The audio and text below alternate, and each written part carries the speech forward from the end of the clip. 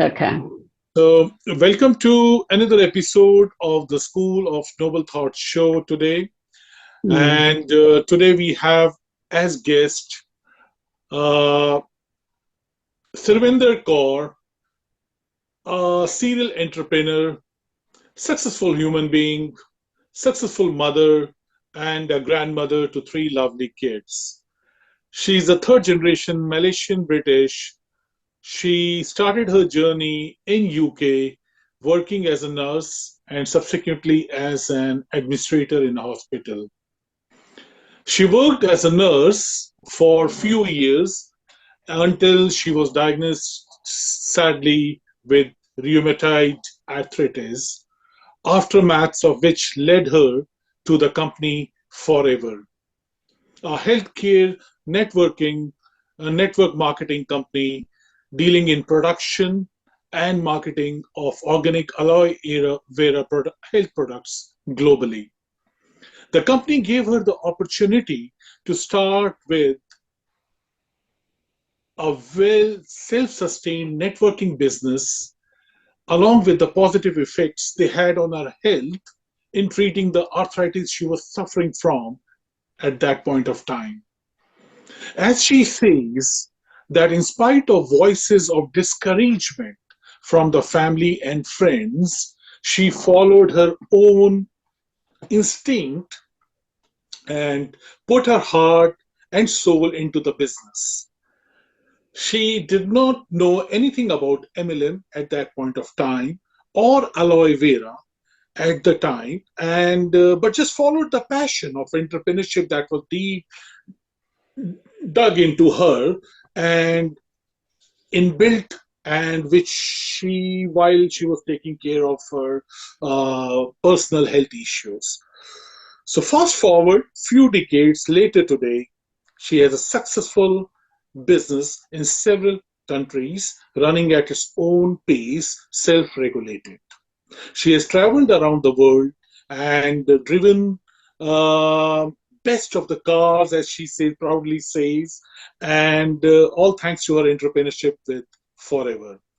I'm fortunate enough, as she says, to be able to spend a lot of time with my family, especially my grandchildren, and happy to be a very active and hands on grandma for them, as she happily claims, and continues to do the business on a part time basis, bracketed on a full time pay, and loves the freedom it gives to her.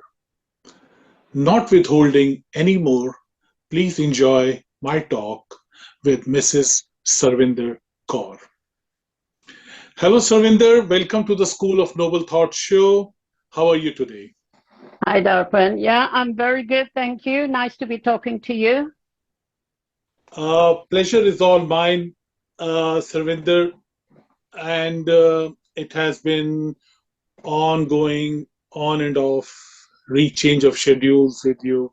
I know you are a Mm. busy entrepreneur woman and with lots of multiple, you've got your own property investments at the personal level and successful business you are taking care Mm. of at Forever. I would Mm-hmm. love to hear from you what has been your story starting from the basic education, family, and schooling you had, Mm-hmm. where it Okay. where it all Mm. started for you. Well, it all started in Malaysia. My Okay. father was a first generation immigrant to Malaysia. He was recruited by the British to join the police force in Malaysia after the Second World War. Okay. He came there with nothing, just a suitcase, right? He was a police constable, and he always said to us, I may be just a police constable, but I'm going to give you all the opportunities to do whatever you want to do and be successful, right? And he taught us how to dream big. We were poor at the time, but we never went hungry. But this was ingrained in us that we could be successful. My father's handicap is not something that we needed to continue with. Okay. So I think that's where it started. And my father had 8 children, or my parents had 8 children, and each one of us have done well in our own fields. And I always wanted to do a lot better. I had big dreams myself. I wanted to get out of my poverty, and I did not want to, my children, I wanted my children to have better, much better than I had. And I remember telling my mother, and she always reminded me after that I feel like I'm like a frog under a coconut shell. That's a Malay proverb. What it means is your whole world is just what you see around you. Okay.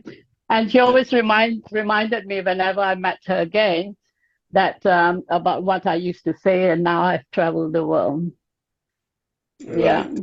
Yeah. My education. Yeah. Education was in Malaysia. You had. My education was in Malaysia. Went to primary, secondary school. It was a Methodist school. I left after my GCSEs or GCE, they called it then, or O levels. Yeah. Left after my O levels to come to the UK to train as a nurse. Okay. The reason I chose nursing was because I needed to be independent. Right. It was so important to me. I needed to travel. And that was the only way I could find to achieve that. Yeah, because my father's already paying for university education for my 2 older brothers. And so after third one. I'll just interrupt you here for a minute. Yeah. I'll just take you back. Yeah. So your father came, he was from India originally, right? He was from Punjab? Punjab, yeah, Amritsar. How old how old was he when he came to, do you know anything about that? When he came to Malaysia? He was probably in his 20s, like mid-20s. 20s. Yeah. Then so your father was working for he the served police force. In the police force, yeah. Yeah. And then you decided to how old were you when you landed in UK? Just about 3 weeks after my 18th birthday. Oh, so you were just after 18 years and you landed up. Yeah, I landed. I think looking back, I think that was very brave of me, because when I arrived, I expected to be met by the British Council. Okay. But because my plane was delayed and I didn't see anybody there, and I just got onto a coach that says was going to London. I didn't know which part of London. I didn't know London. And it ended up at King's Cross Station. And I didn't know where to go from there. So I went to someone in a uniform and told them I need to go to this particular hospital. How do I do that? So he got a whole coach that was empty, and he got the driver to drive me to the hospital. And the driver was kind enough to even pick up my luggage, find the right department I needed to go, and left me there. So that was my first impression of the British. So amazing. that was a kind impression, I guess you had. Absolutely, yeah. And you said you were 8 siblings. Yep. That time. And I'm number 3. Yep. You were number 3 from the eldest, yeah. From the eldest, but the oldest girl. So there are 3 girls and 5 boys. Right. And they were they were working they were living in Malaysia, or they had also, like, what inspired you to come to UK, basically? What was that? The kindling thing within you which brought you, to take that action? Okay. I wanted to be independent. Right? If I stayed in Malaysia, my life would have been planned for me. Right? Okay. I probably would have trained as a teacher, got married, arranged marriage at that time, and that would have been my life. I wanted more. Right. I wanted the freedom to travel the world, do the things I wanted to do. Right? And I didn't want to be constricted. So, I mean, coming from the Indian background, I mean, Hmm. I could correlate to that. And Yeah. 18 years old, I think it was a tough decision for your parents and for you to get through to that thing. Um, Was it, yes. was it difficult to get the permit to go alone and all? Yes, it was difficult because they had their plans for me already.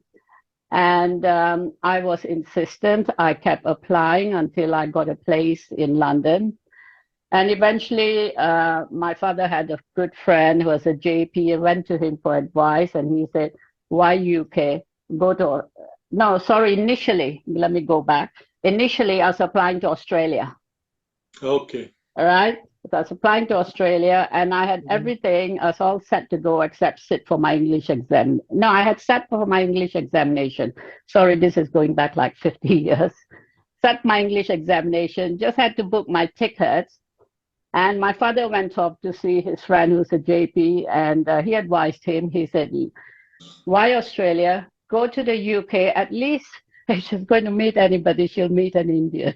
There are more Indians there than in Australia."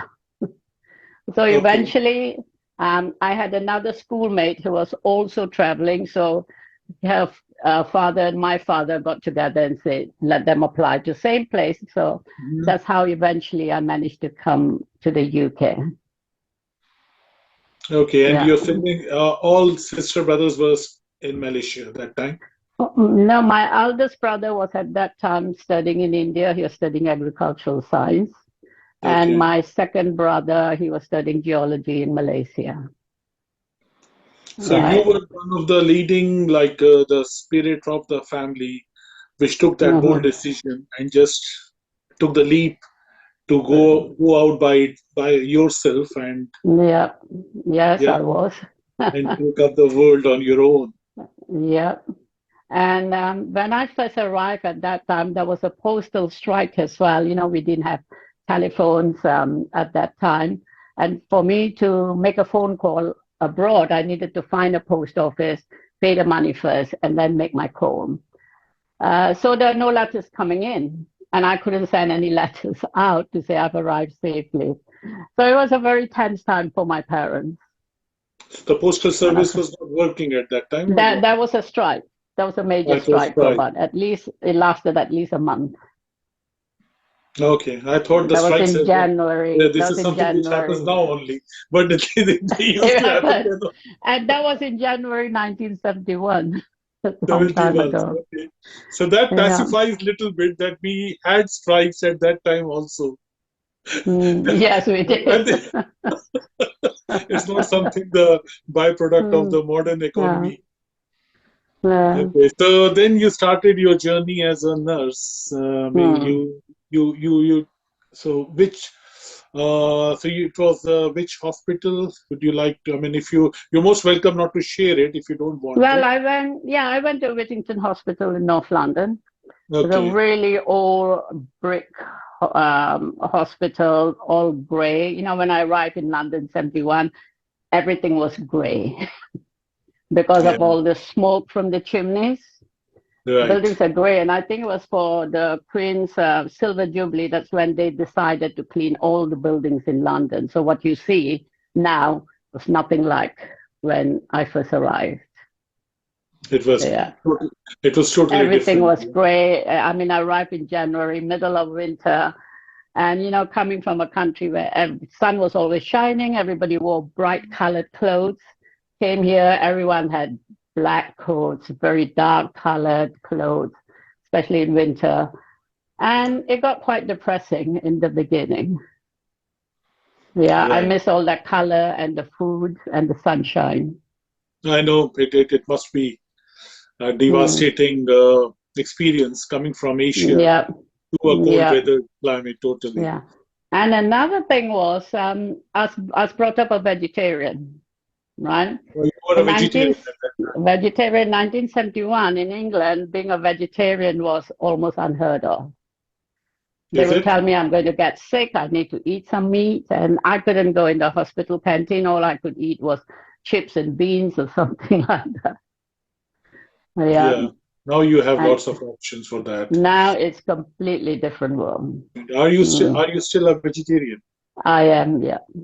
So nothing has changed in terms of vegetarian. Like you never switched over to meat I diet. did for a while. At that time, I got sort of influenced by people. I just couldn't get the food, and somebody got me, eating it. And I did eat it for a while, but I never quite enjoyed it. Okay. And then until one day I decided, by then it was more, other vegetables were more available here. That's when I Hmm. decided if I don't like it, why am I doing it? So I just stopped there, stopped eating meat, went back to being a vegetarian, and I've never looked back. And when did you become vegetarian again? How how Um, how long it, were you non-vegetarian? I was non-vegetarian for at least about 20 years. 20 years. 20 years. My husband also wanted lots of, enjoyed meat until I said to him, when I decided I'm going back vegetarian, I said, I'm going vegetarian. If you want meat, you have to cook for yourself. So he decided he'll go vegetarian too. He joined you in that. Yeah, He joined me. Mm, lovely. mm. And so, how long? What are the experiences of the hospital journey you had as a nurse? How many years you were there? And Learning to sew, going for sewing classes, or learning typewriting, or all those skills I already possessed. And I found that nursing wasn't quite me. And I did it as a way of getting out, achieving my goal of coming away and being independent. yeah, And it wasn't my career. If anything, if I had the choice, I would have gone for medicine. Okay. But once I'm in there, I don't know how happy I would have been in it. So I think I'm more an entrepreneur. Okay. So I left that and I went on to pass time to until I knew what I wanted to do. I worked in the having that medical knowledge. I was able to work as a medical secretary, basically. Okay. and the same place in the same hospital. No, no. By now, I had moved to St. Thomas's Hospital. Um, Okay, then I then I worked in a research department, and then after I had my second child, I gave up working altogether. Okay. got So it. yeah, and So it that's was where it was that passion for. I mean, you had it's my more than the independence. Always independent. independence is so important to me that working for somebody was really not me, True. right? I want to be able to do what I want when I want to do and be paid for what I'm worth, right? When you're in a job, you never really get paid what you're worth. True. Yeah. How many years did you work till the time you started your I think I worked child, for when about, your second yeah. child was Yeah. being? In between, I worked also, I forgot to mention, I also worked for a lawyer. And I was going to go into train as a solicitor, right? He had got me Wow. all the papers to train for, so that I could do articles with him. Then I decided by then I just wanted to settle. I had met my husband. I just wanted to settle down and have some kids and, you know, what opportunity comes my way. And because being a solicitor, as watching him, I knew how stressful it was, and your time's not your own. All right. Correct. So I had settled down, worked in the hospital while I had my first child. By the time after my second one, I gave up work and I was home. And it wasn't until my second daughter started secondary school that I started looking for opportunities. So Right? you were a housewife all this time. All this time until she was 11 years old. So for 11 years as a housewife. So that was a pause of about just over 10 Yeah, years. yeah. Now my children were my priority. And most important for me was wanting to be home for when my children came home from school. because I know when I was growing up, the nicest part of coming home was coming home to mom, right? And I wanted that for my girls as well. I didn't want them to come to an empty home because I'm busy out working somewhere, or send them off to a childminder or somewhere else. Okay. So when I was looking for an opportunity, I wanted something where I could be home, work from home, and I had rheumatoid arthritis at that time. So I wanted to be able to step back and, you know, take a break whenever I had a flare. Okay. And then I came across Forever quite by accident, and I grabbed it because it just met my criteria. At that time, I didn't know what network marketing was, as you said. Didn't know what aloe And vera was. I'll just stop you for a minute. Your Uh, husband, you said you met in UK, yeah? yeah. He was Mm. also from the medical industry, or it Oh was no, a no, no, it was a no. love He had. marriage, arranged marriage, love marriage. What was it? It I was mean, it was love. It was love marriage. love Yeah. marriage. So you Mm. met him in UK, In UK. and so he was like working with you. Was Not in the because when I met him, he had his own business. He had his restaurants and import-export business. okay. Yeah. He was also from But by Malaysia. this time, there was the recession, Okay. and when I found Forever, the country was going through the recession around it was around 1997 that I joined Forever. And he was struggling in his business as well. At one time, he thought he'll have to go bankrupt. Yeah, fortunately, that didn't happen. So that's why the urgency was for me as well at that time to find something for myself. And you were living in which city that time in UK? I was living in London. So this all happened in London. Yeah. And Mhm. so then you took the leap into the business by yourself, By helping, myself. Yeah. yeah, to take care of with the, it was the intention to save the family basically, isn't it?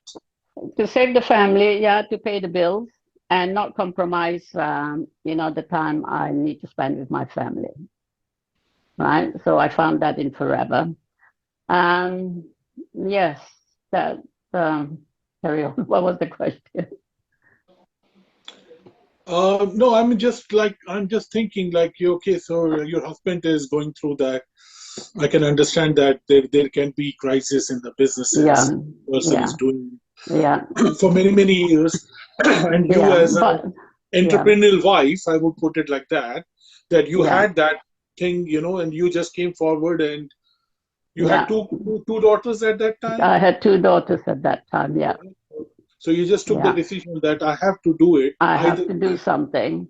I have to do something And to support the and family.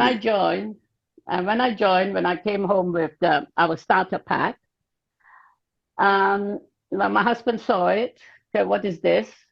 I told him what it was. He said to me, "Let me look after your money for you. You get conned easily." Right? Right. And he didn't believe it would work.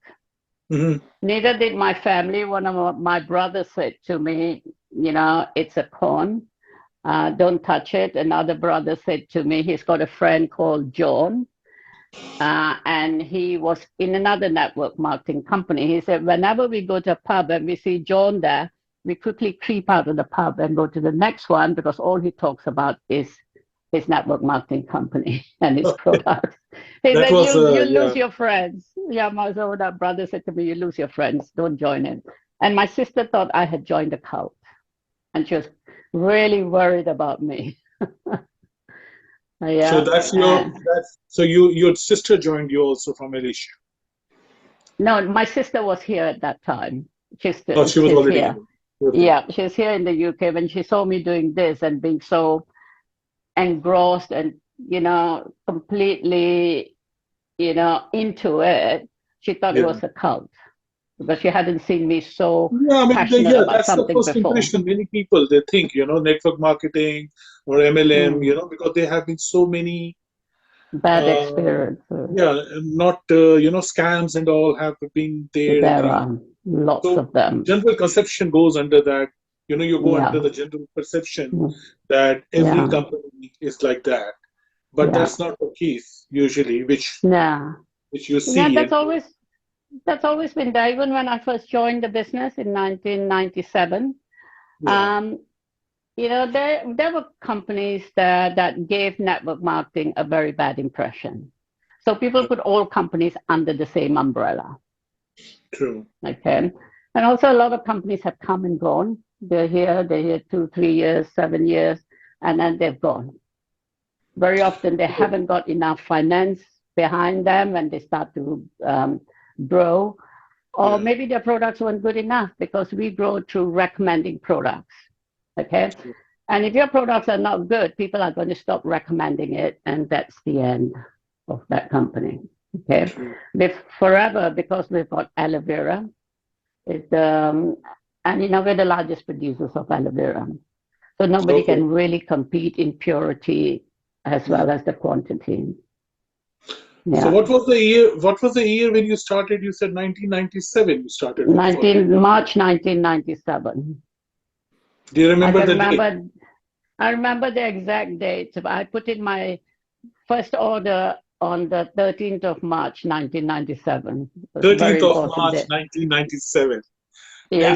It's Ingrained in my head. engraved in you should be putting Uh, something on the wall, it's the date of inception. my life-changing, day. That was my life-changing day. Right. And you had Yeah, all these, like, the obstacles and the lots, opinions of the people and the friends and the lots. family. Everybody was against that, Everybody, you know. everybody thought, I'm But you crazy. still continue to follow On my own your inner gut voice more, is feeling. it? At Yeah, that time? exactly. Exactly that. Somehow, What made you continue? I mean, I'm just curious on that. Was it I, was it the kids? Was it the family which kept you pushing forward? Or was it your belief in the company, in the product itself?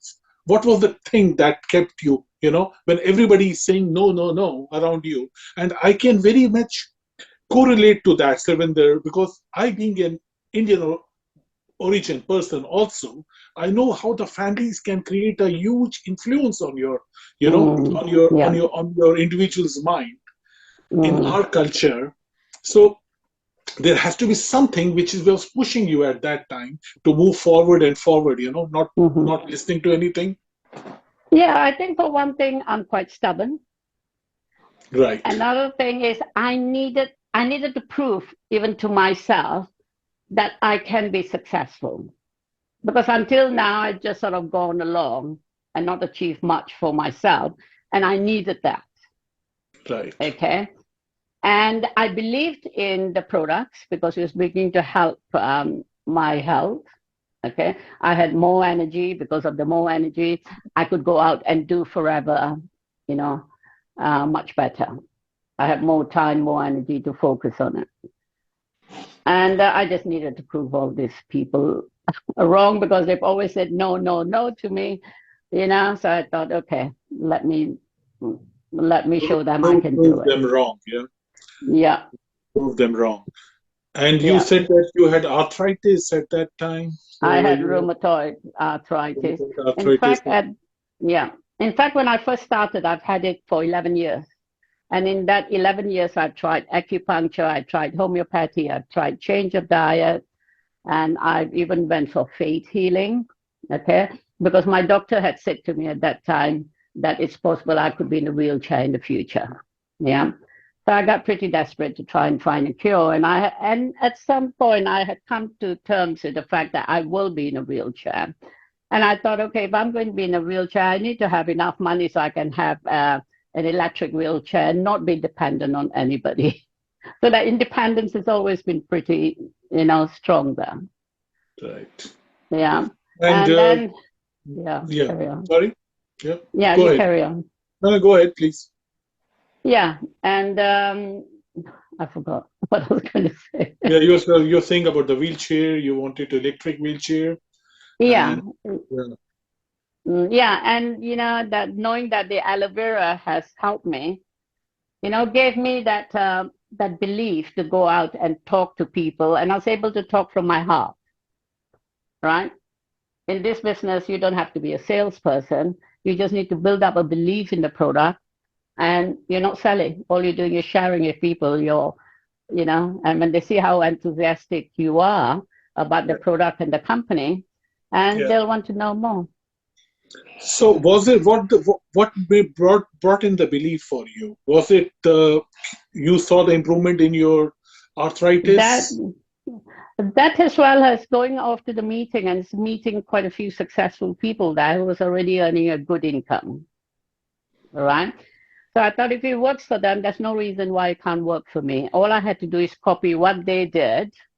And even if I earned 50% of what they earned by just copying them, I'm there. Right. Yeah. But Mm. did your arthritis got better with the It, are you using it yourself? Did you use it at that time? uh, The product. once I started, initially, before I started using the products, it was the successful people because I was looking for the business first. Because by now Okay. I had come to terms with the fact that, I'm going to end up with in a wheelchair. Okay.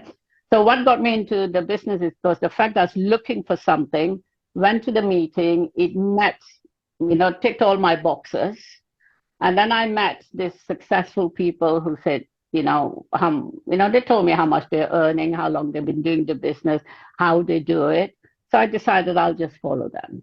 And then having joined the business, that's when I started using the products. And I was quite surprised that after 2 weeks, I was able to get out of bed immediately. Usually, I used to lie around and just will myself to get out of bed. I was quite stiff. You get the morning stiffness.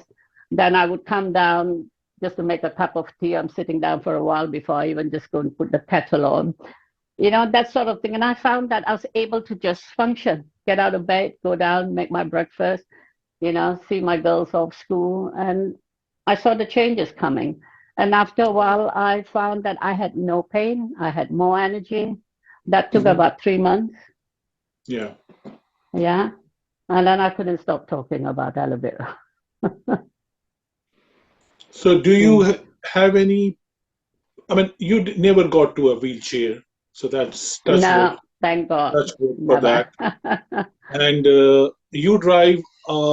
When I've seen your car driving Lexus, you have got Yeah. the latest. I don't know the most the The fanciest one you RX, can you have yeah, on the the road. Lexus RX 40, And 400, yeah, so 450. that vouches for that you never had.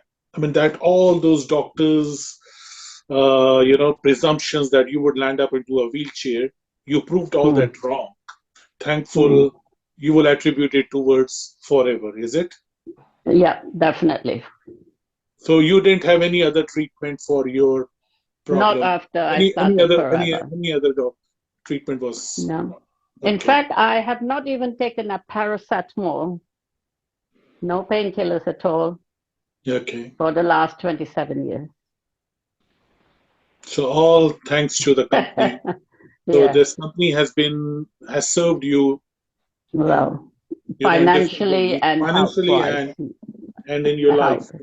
personal Yep. medical Yeah. cure. Yeah. And I still drink my aloe vera every day faithfully. So you consume that yourself. I consume that every day. Why wouldn't I when I know it's really good for me, not just for my arthritis, it helps with your digestion, it's good for a lot of conditions. Yeah, you don't have to be ill. It's a very good tonic. Right. And Mm. are you giving it to your grandchildren? You have three grandkids right now, isn't I it? have three grandchildren, fourth one on the way in March. Oh wow, congratulations. Yeah, That's yes. soon. Yes, they drink it. Sometimes they don't like being told. You know what kids are like.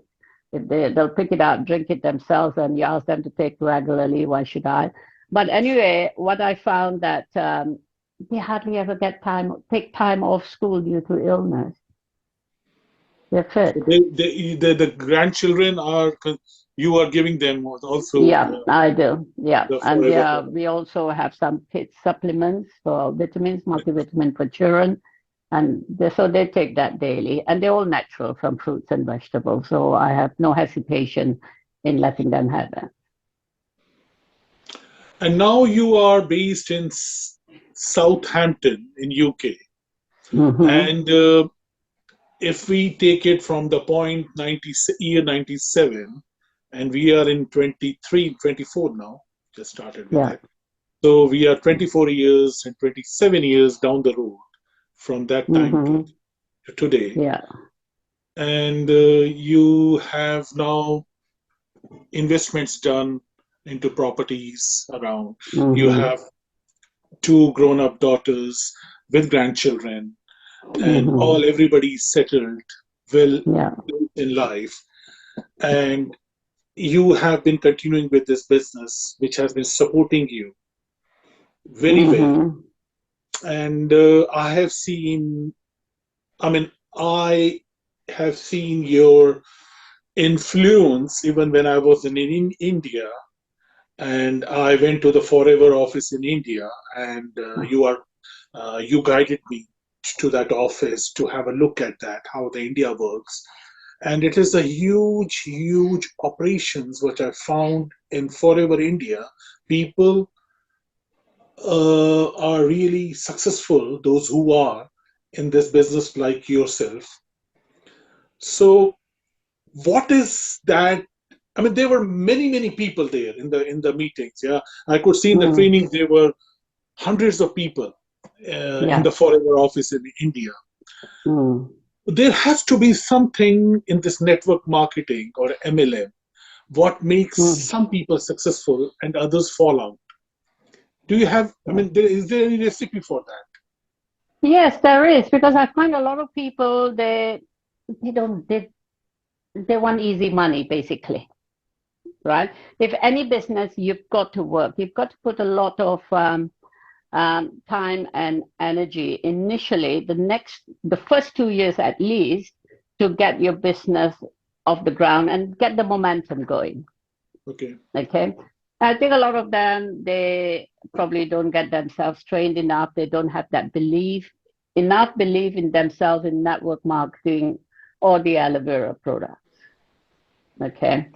And maybe they listen too much to the negative people. Okay.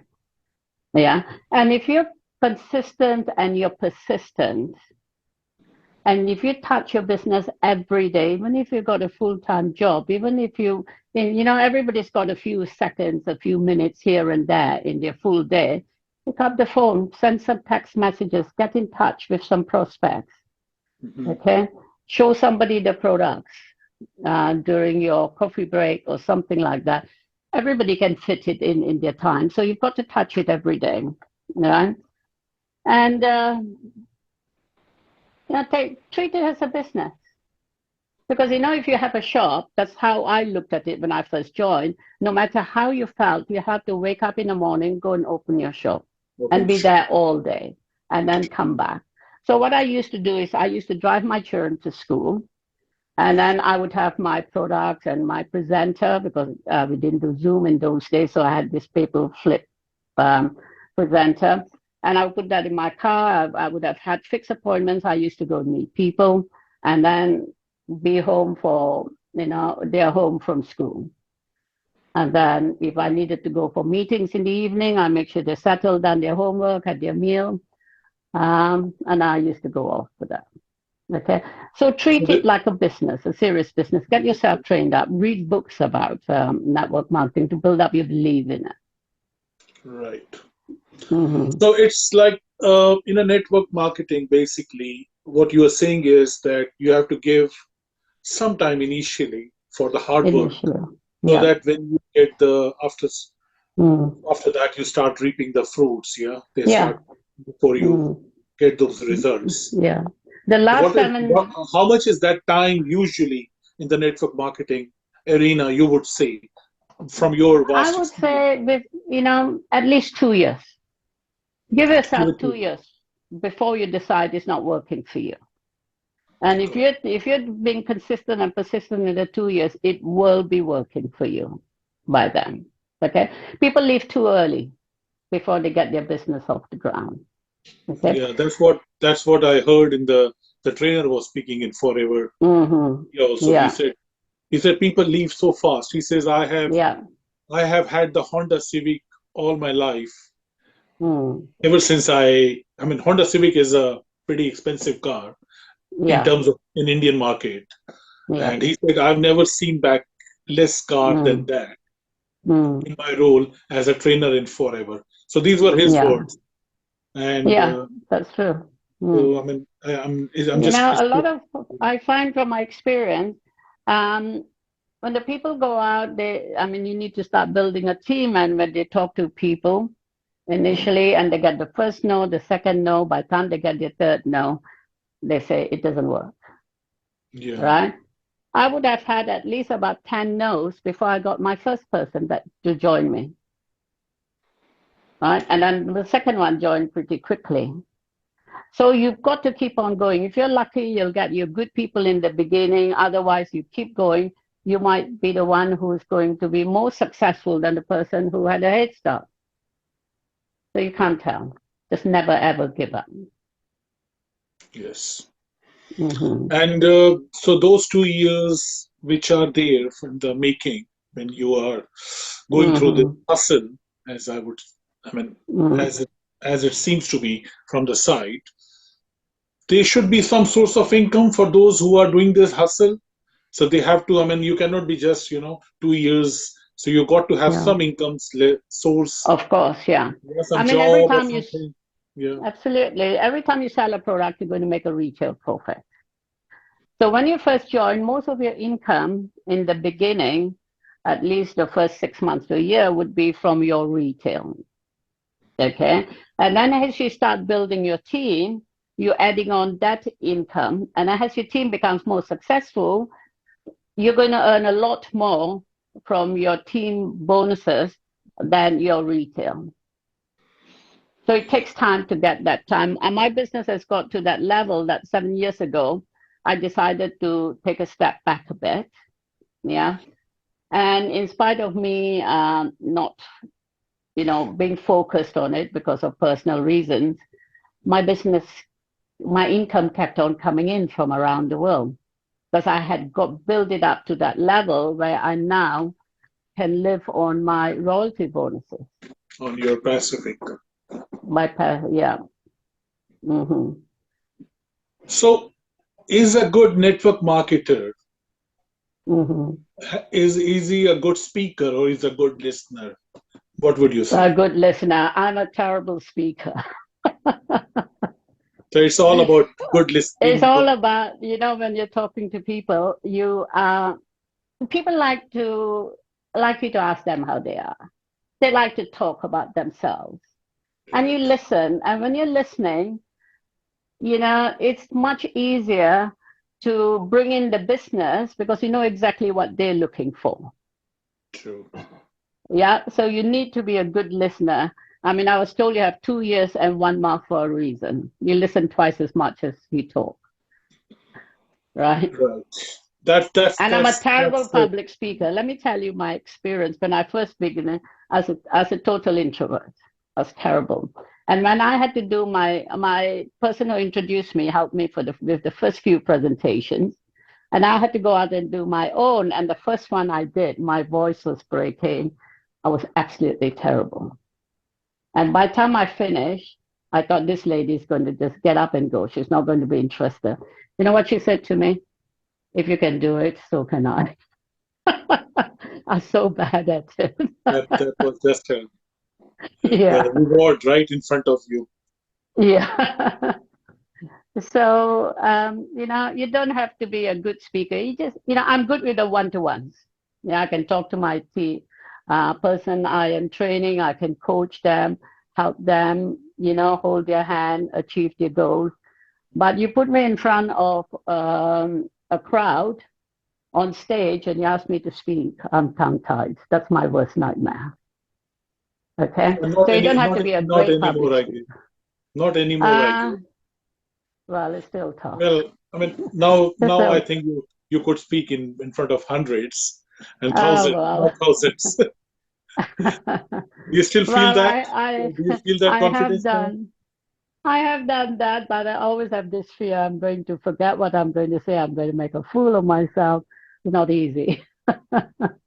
But I'm quite pretty, I'm okay. I'm relaxed, sitting back, talking to one person. I've got no problem. Or a group of my own team. I've got no problem because I know them. They know me. They know, then I've got no problem.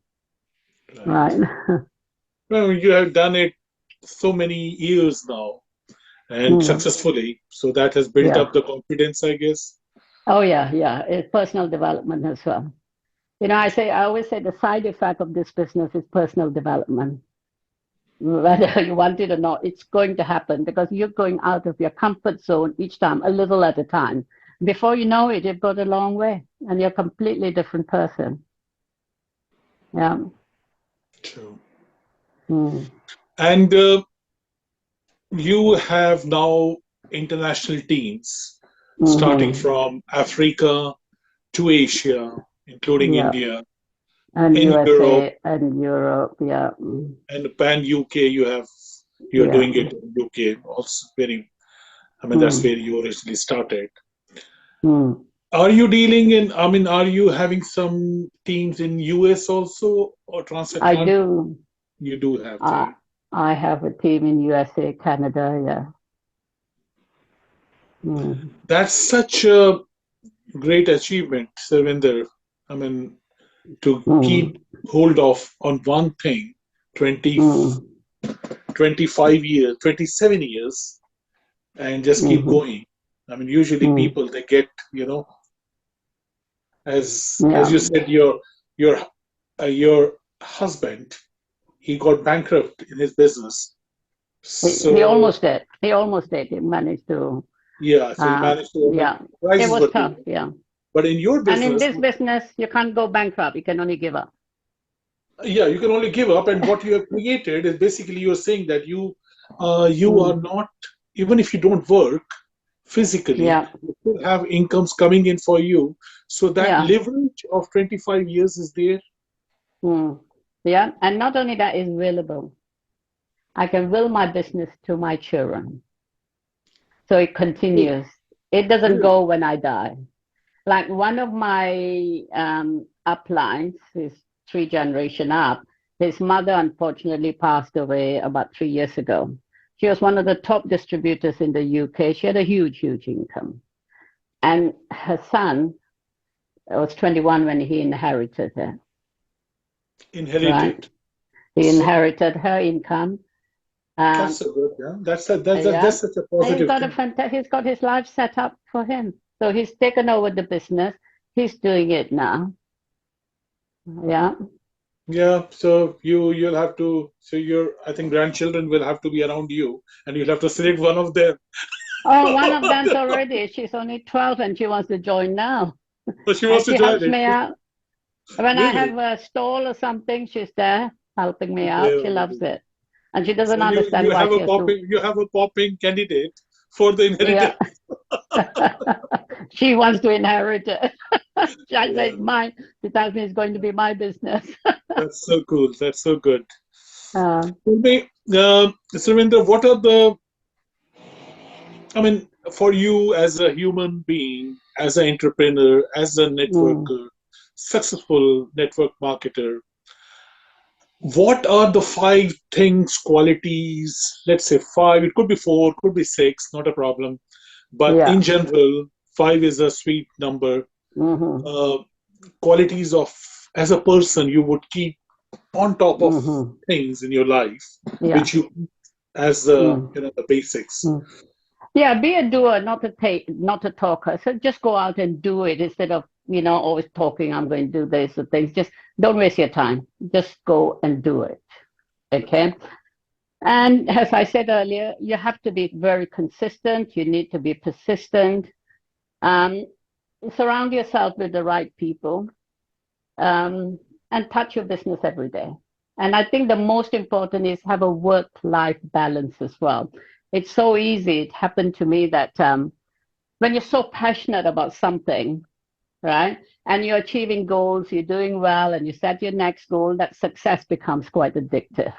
Okay. Okay. And I think I lost that balance at some stage, and I had to mentally sort of talk myself into it and come back into that work-life balance. Okay. And then finally, never, ever, ever, ever give up. Right? Keep going. Right? So One then day you'll get there.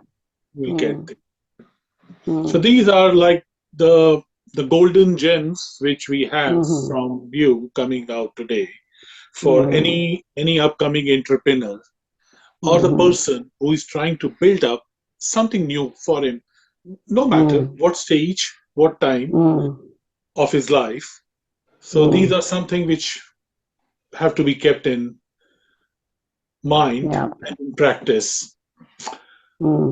What are the characteristics of a human being you value as a person? I mean, not from the entrepreneur sort of side, but from as a human being, like honesty or something else you would, I mean, as a person, Yeah.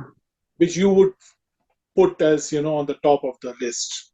I think being a positive person is very important, you know, Okay, being glass half full rather than half empty, right. because that gets you going. And be go-getter, open to opportunities, willing to learn. Yeah, I think those are very important. Mm, Right. Do yeah. you do you read often yourself?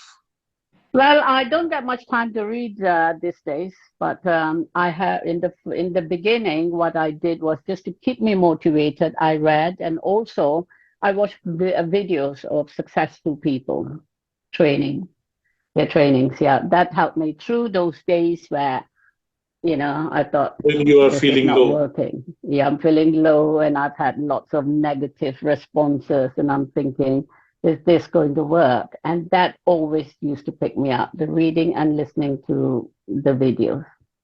Anybody in particular you would like to share the name of you watch or you read about? Yeah, the first book Okay. I would recommend to anybody when they first join network marketing is GoPro by Eric Warren. That's a really good book. It sort of gives you all the steps, what you need to be doing to be successful. Okay. And I think another book is Rich Dad, Poor Dad. Okay. Yes, sir. Right. Yeah. So that's for That's a beginners good. when somebody's first starting off.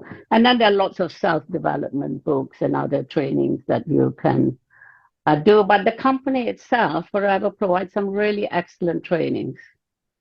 Forever. Yeah. Yes. Mm, Okay.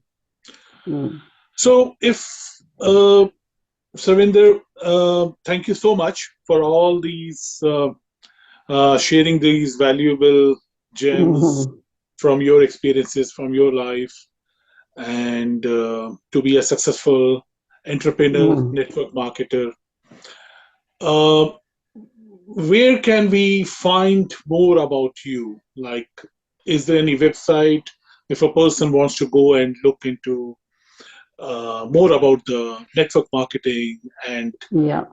so Mhm. is where can he find more about you and your experiences as a business? As a business, what I am creating a website right now. Okay, I worked all these years without a website, but now times have changed. We need it.